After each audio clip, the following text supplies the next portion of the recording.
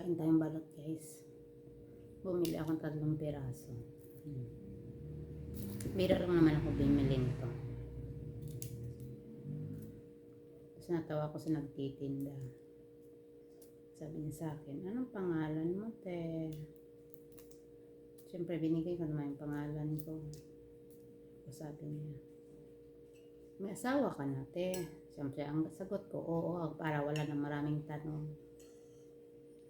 Kasi pag usapang ganyan, kaya ko nang humaba. Sabi niya, gusto, kunin ko na lang yung number mo para pag duman ako dito, titext na lang kita. Hindi na, sabi ko, bira lang naman akong bumili ng balot. Saka hindi na ako ulit, guys. Hindi masarap yung kanyang suka. Doon sa isang binilang ko dati, masarap yung suka niya. Ito hindi, matabang. Para may tubig yata.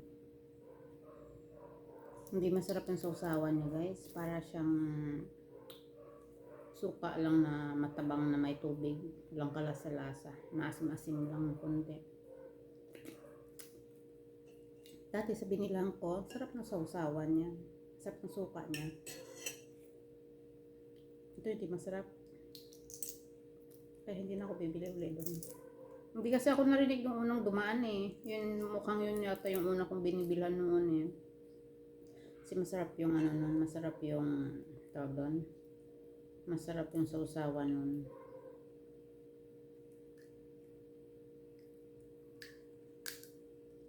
Ito hindi masarap.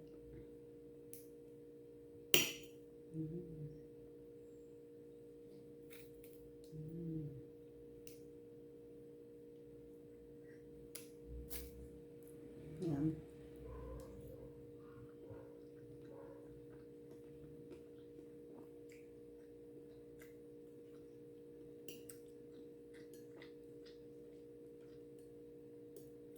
Hindi masarap talaga.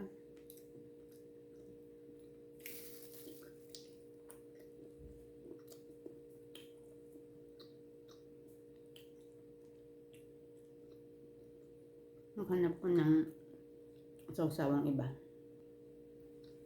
Try ko tong suka. Ano? Sukang Ilocos. Ang sarap kasi nitong sausawa ng balot, yung maanghang.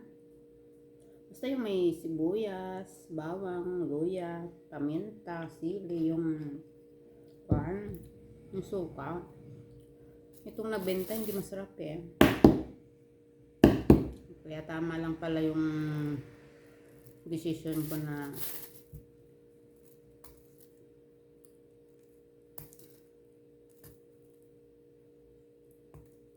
hindi bigay yung number ko.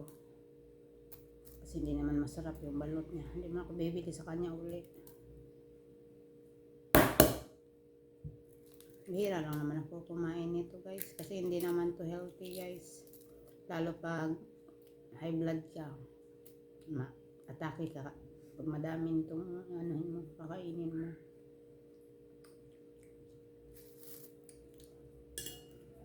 Kami minsan okay lang. Huwag madalas. Pero ako lang naman, hindi nga ako isang taon, ilang beses lang siguro. Kailan pa ako huling kumain nito?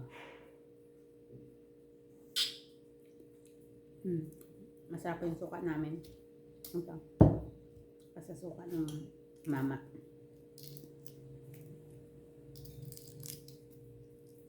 Parang ang laki naman ng sisiw nito. Oo nga.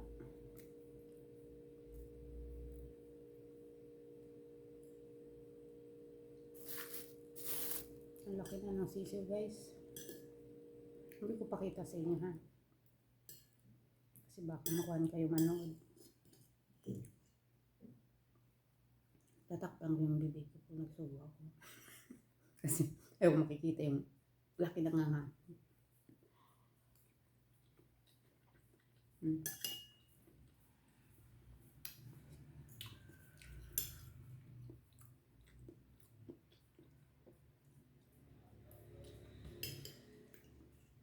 Masarap to may partner na ano. Basta, alam mo na yun. Hindi ko pwedeng sabihin.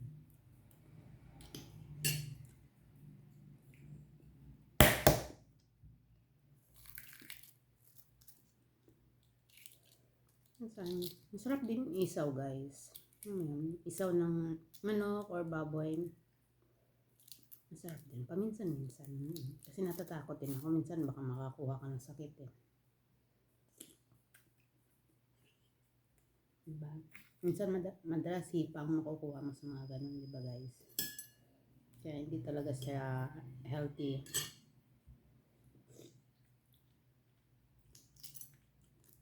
Ako lang paminsan-minsan. Ako simula nag-pandemic, guys, bira na ako kumain sa mga ano sa kanto-kanto, yung mga hindi ko alam na praning yata ako sa virus. Kahit yung mga isaw-isaw dati, halos every other day bumibili ako nung nandun pa ako sa iya. Sobrang laki naman itong sisiw ng ano, hindi ko na kayang kainin. Balot, kaya ko na yan. Tapon ko na. Ito na lang dito.